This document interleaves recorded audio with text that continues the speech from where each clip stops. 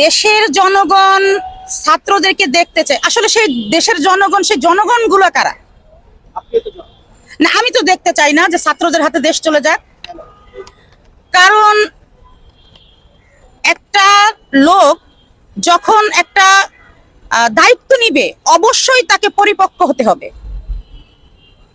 আমি যখনই আজকে আমার বয়স যদি 20, 22, 25 হতো, আমি কিন্তু এই যে এখন বর্তমানে যে জায়গাটায় দাঁড়িয়ে আছি, আমি এখানে দাঁড়িয়ে থাকতে পারতাম না।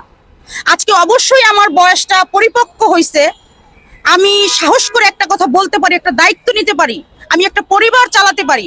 এই কারণে আমি মনে করি একটা পরিপক্ক লোক ছাড়া সে কখনোই জনগণের দায়িত্ব নিতে পারে না।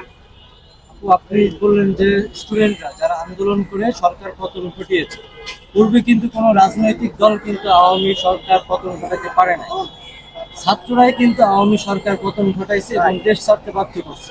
আপনি তাদেরকে মানে দেশ চালানোর জন্য আপনি দেখতে চান না, আপনি কাকে চান দেশের?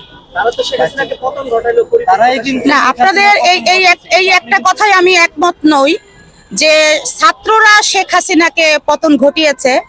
ছাত্ররা তাদের দাবি নিয়ে মাঠে এসেছে। আমরা যারা অভিভাবকরা আছি, সর্বস্তরের মানুষ, আমরা ছাত্রদেরকে সহযোগিতা করেছি।